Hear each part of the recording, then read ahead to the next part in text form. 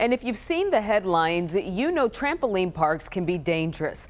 But what you might not know, walking into a park in Texas puts you at a higher risk. Investigator Charlotte Huffman is here to explain for us tonight. Charlotte. Izzy, trampoline parks have exploded in popularity, but even the CEO of a major park chain tells us some parks are cutting corners because in Texas, no one is watching. It's a child's paradise, but accidents can happen in an instant. Wait. Broken arms, legs, ankles, even necks and severed spines. I kind of ramped and did a little flip. It wasn't a big jump. Immediately, I couldn't feel anything. Grace Quieros, a mother of 3, will spend the rest of her life in a wheelchair after severing her spine at a trampoline park. Baby, be careful. But for 3-year-old Sloane Stevens, it is simply too early to tell. Did big kid step on you? Mm-hmm. Big one. It hurt? Yeah. Watch this surveillance video. It shows little Sloane jumping here when a much older child crashes down on her leg. More than likely have like a limp or kind of favor on that leg the rest of her life. Right now, they don't believe it's into her growth plate, but it's too early to tell.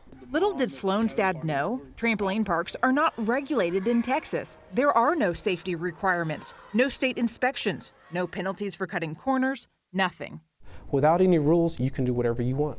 Attorney Michael Gomez calls it the perfect storm. Anyone watching here today can open up a trampoline park at any shopping center or any warehouse and start bringing in patrons and making money. 21 have set up shop across DFW. Nationwide, there are 600. That's 15 times more than there were 6 years ago. They make up a $300 million industry. And just as the number of parks have increased, so have the injuries. The Consumer Product Safety Commission estimates park injuries increased from 600 in 2010 to more than 6,000 in 2014. But unlike some other states, in Texas, you'll never really know how many injuries or how severe. You see, the state doesn't keep track because the state has no authority.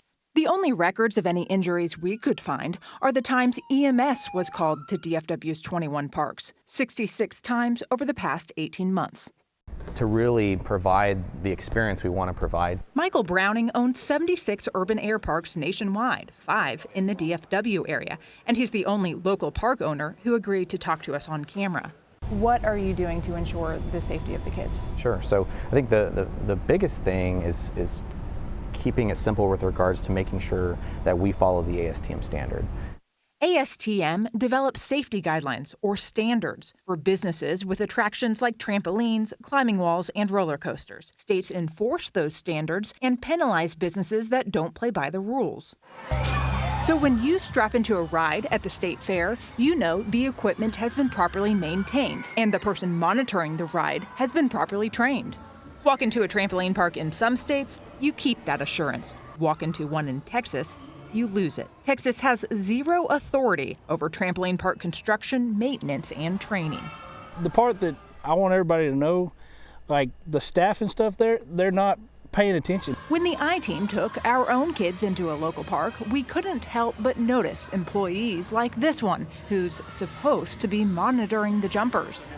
That's another issue, that there's no training involved. And a lot of people don't want regulations because they know they're going to have to spend a lot of money to bring their park to the standard and quality of an urban air. Browning says he follows ATSM standards even though he doesn't have to. That's why you'll see things like spring covers. The springs are hidden behind a safety flap. And retention barriers, which are safety nets to catch jumpers in case the main trampoline gives out. The standard also requires 1 court monitor for every 32 jumpers to observe and enforce the rules, but even then, accidents happen, like Sloane's at Urban Air.